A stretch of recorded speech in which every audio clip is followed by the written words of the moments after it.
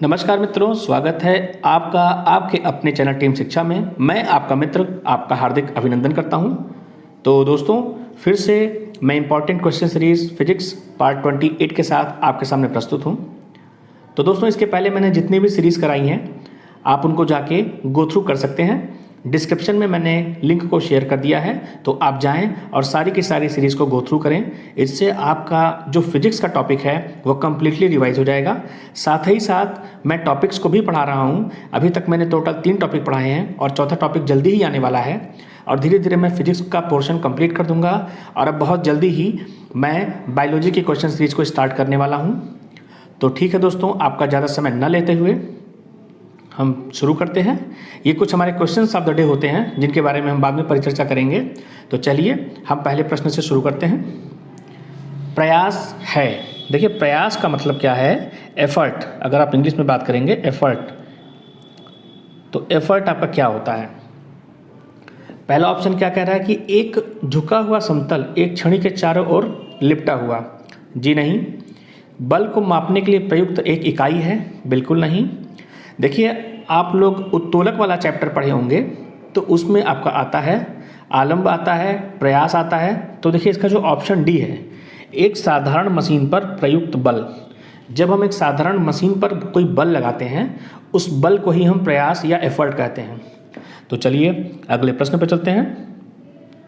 एक रेखा AB प्रक्षेप समतल के ऊर्ध्वाधर समतल पर है, तो आपको ये बताना है कि निम्नलिखित में से कौन सा दृश्य रेखा AB की वास्तविक लंबाई बताता है। देखिए, इसमें व्यू पूछ रहा है कि आप किस व्यू से उस रेखा को देख सकते हैं। जैसे मान लीजिए कि आपका एक प्लेन ये है और आपका एक प्लेन ये है।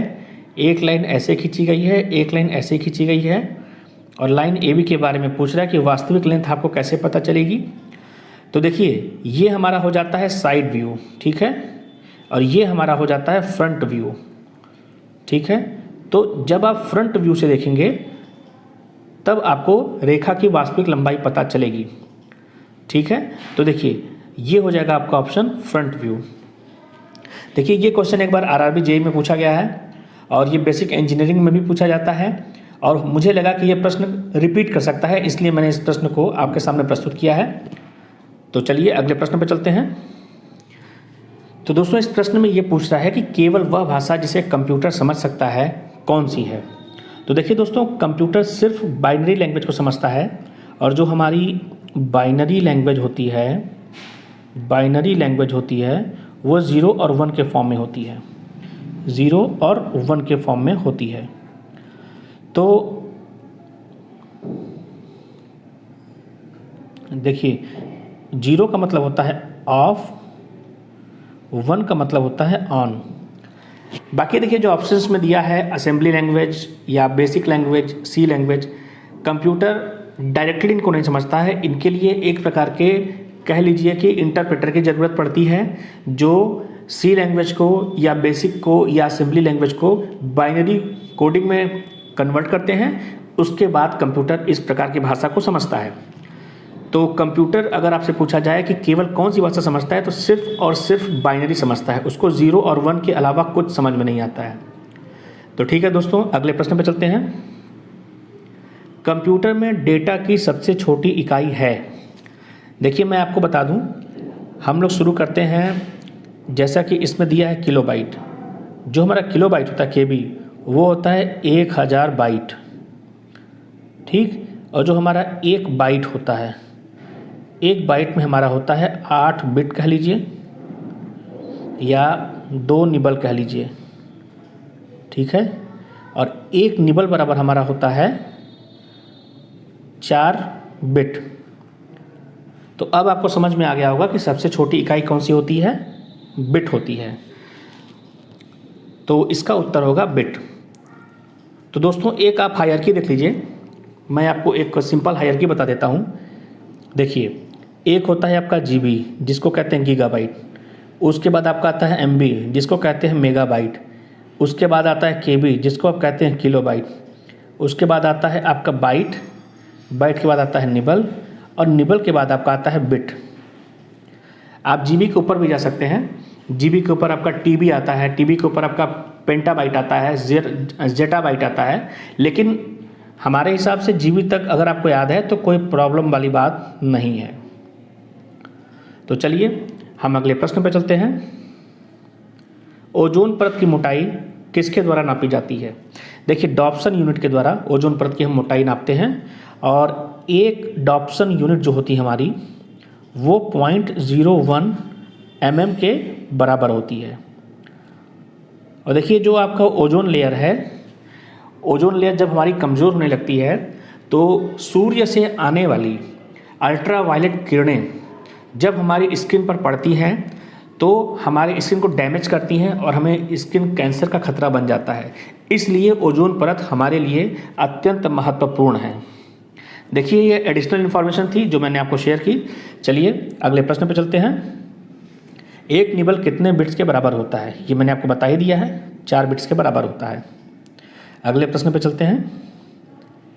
50 किलोग्राम का एक व्यक्ति अपने सिर पर 20 किलोग्राम का भार रखकर 20 कदम, जो कि प्रत्येक 0.25 मीटर के बराबर है, ऊपर जाता है। तो ऊपर जाने में किया गया कार्य। तो दोस्तों, पहले इस क्वेश्चन को हम सॉल्व करते हैं, और सॉल्व करने के बाद फिर से हम ऑप्शन पे आएंगे और देखेंगे कि कौन सा ऑप्शन सही है। तो देखिए दोस्तों, हमारा ये क्वेश्चन नंबर 7 है। देखिए इसमें क्या क्या दिया है। एक आदमी है जिसका द्रव्यमान 50 kg है और प्लस 20 kg का वेट वो लेके चढ़ता है, ठीक है। और कितना चलता है डिस्टेंस? वो चलता है 20 कदम, 20 कदम चलता है। और क्या दिया हुआ है? वो दिया है कि जो एक कदम है, एक कदम जो है 0.25 मीटर के बराबर है। तो चलिए हम पहले टोटल डिस्टेंस निकाल लेते हैं। चलिए हम पहले टोटल डिस्टेंस निकाल लेते हैं और देखते हैं टोटल डिस्टेंस हमारी कितनी आ रही है।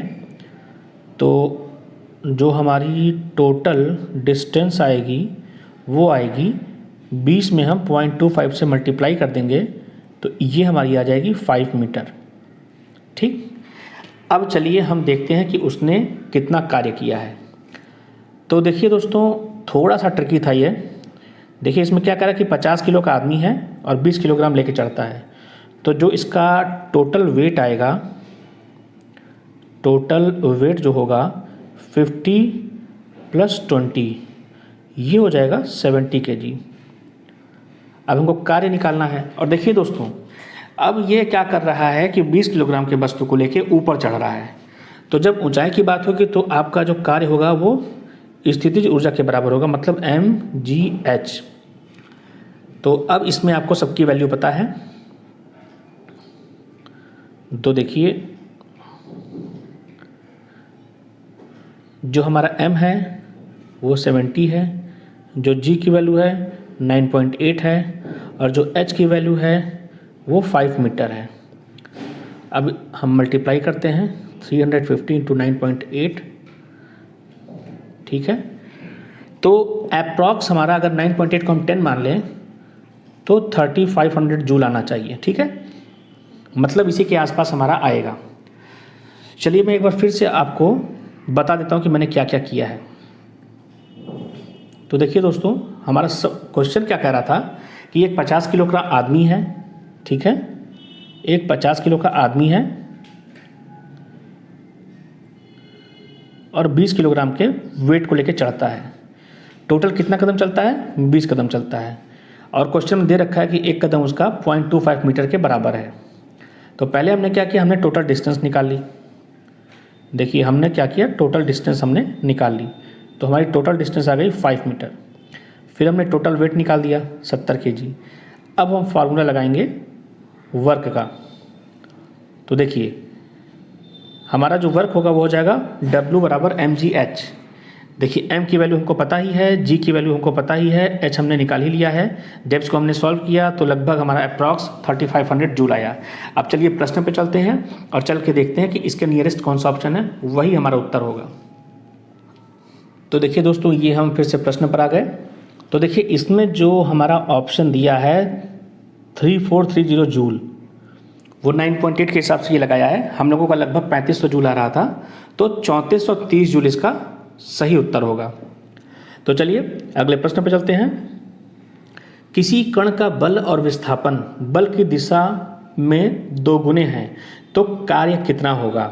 चलिए इसको भी हम सॉल्व करके देखते हैं और उसके बाद बताते हैं कि कितना होगा।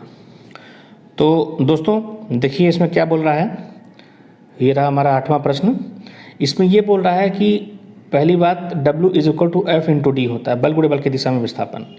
अब इसमें कंडीशन ये कह रहा है कि अगर कोई व्यक्ति जिस दिशा में बल लग रहा है यदि उसी दिशा में चल रहा है तो अगर हम बल और विस्थापन को 2 गुना कर दें तो ठीक है। मतलब ये कह रहा है कि F को हम 2F कर दें और D को हम 2D कर दें तो कार्य कितना होगा। अब मान लीजिए हमारा पहले स्टार्टिंग में W डैश था, अब हम W निकाल रहे हैं तो 2F × 2D, ठीक है। तो देखिए ये हमारा कितना आ जाएगा, ये आ जाएगा हमारा W = 4F × D और F × D हमारा क्या है, W डैश है, तो W = 4 × W डैश। तो जो हमारा फाइनल W आ रहा है या कार्य आ रहा है वो पहले का 4 गुना होगा। एक बार आप फिर से देख लीजिए।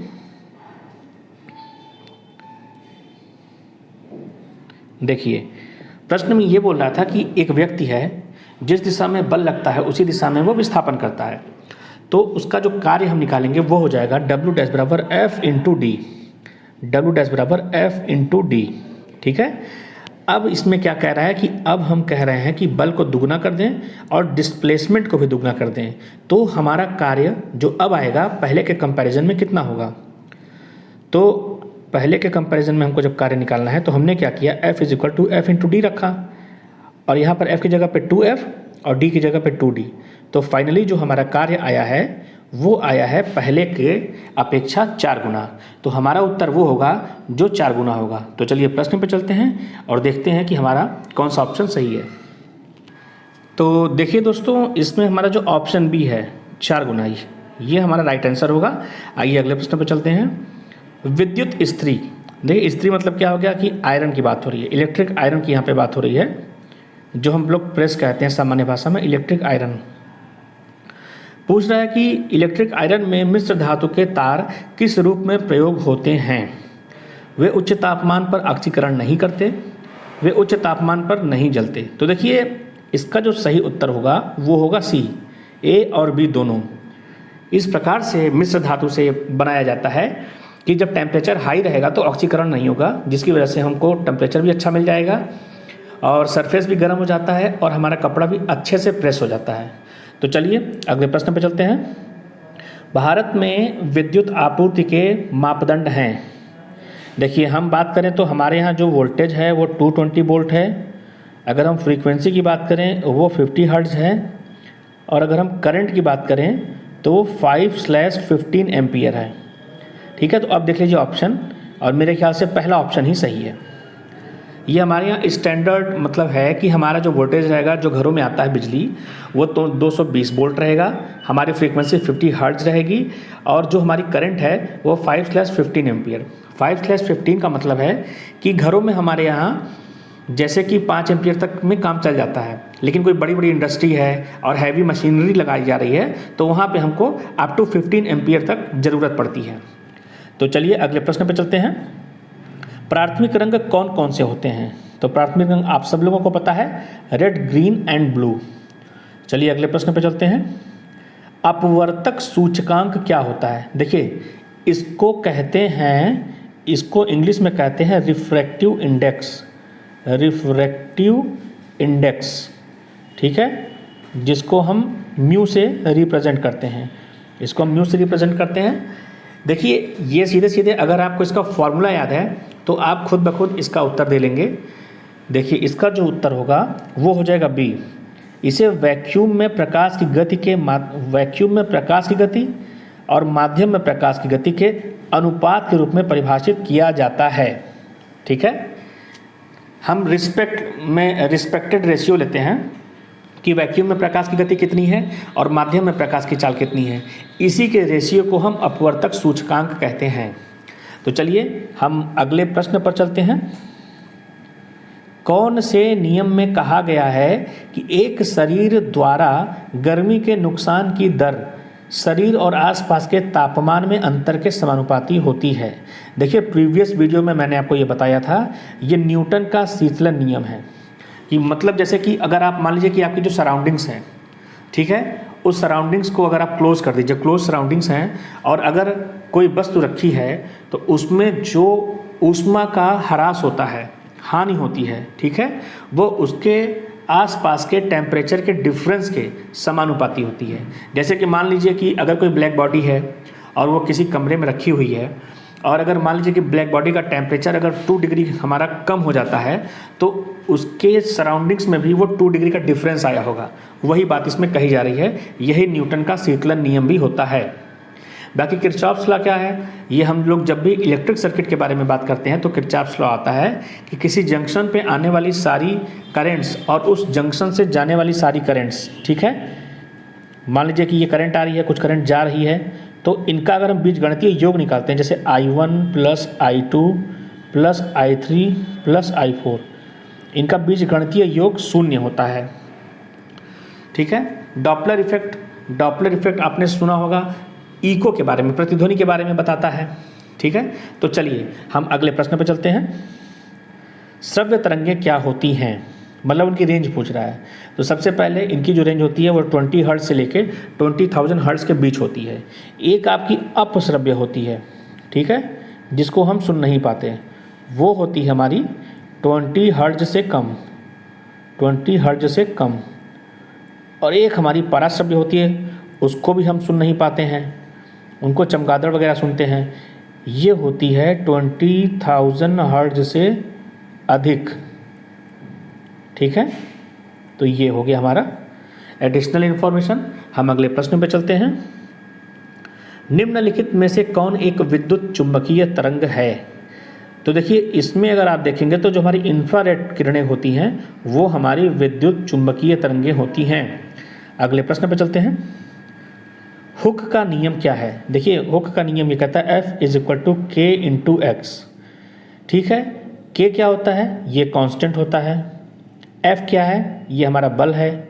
और X क्या है, ये जो हमारा X है, ये जो हमारा X है, ये हमारा कह लीजिए कि डिफॉर्मेटिव एलिमेंट है, ठीक है, डिफॉर्मिंग एलिमेंट, डिस्टेंस।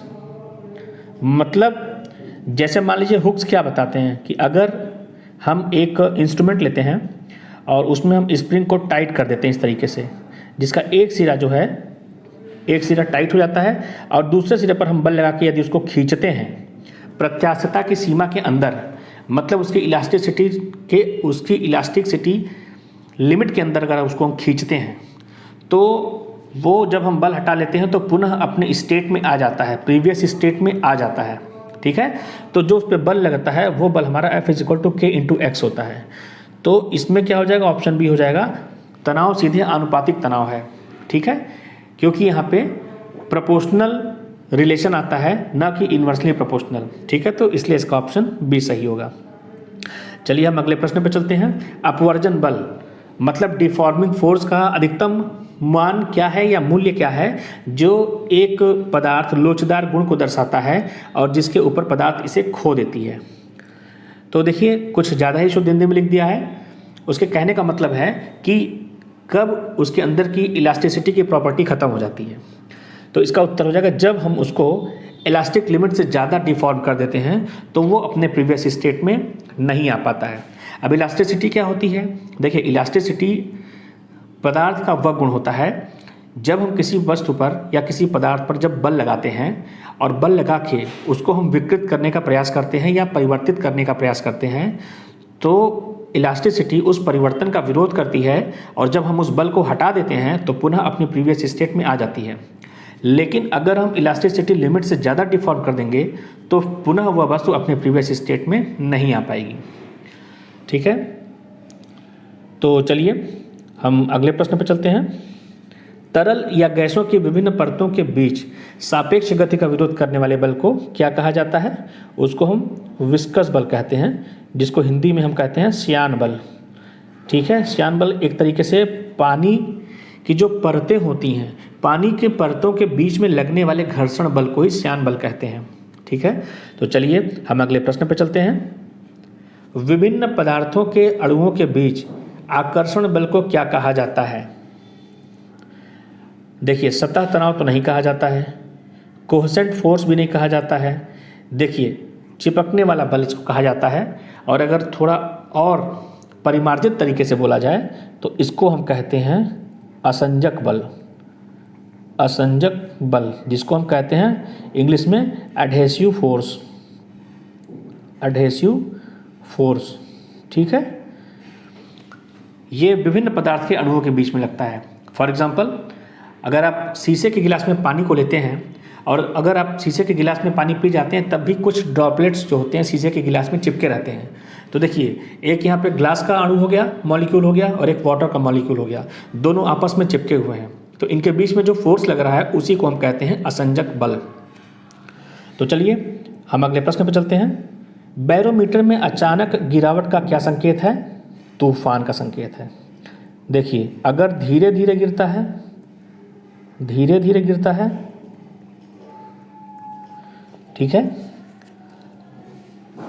तो वर्षा होने की संभावना है, वर्षा होने की संभावना है। अगर धीरे धीरे वृद्धि होती है तो साफ मौसम रहेगा, साफ मौसम।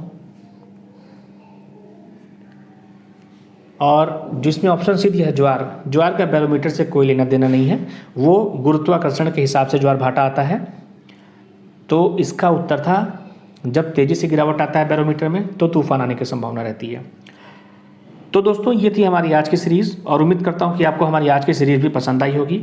तो मित्रों, अगर हम आपके लिए इतनी मेहनत कर रहे हैं तो आप लोग भी एक छोटा सा काम कर सकते हैं कि हमारी इस सीरीज़ को ज़्यादा से ज़्यादा देखिए, ज़्यादा से ज़्यादा लाइक कीजिए और सब्सक्राइब कीजिए। Thanks for watching.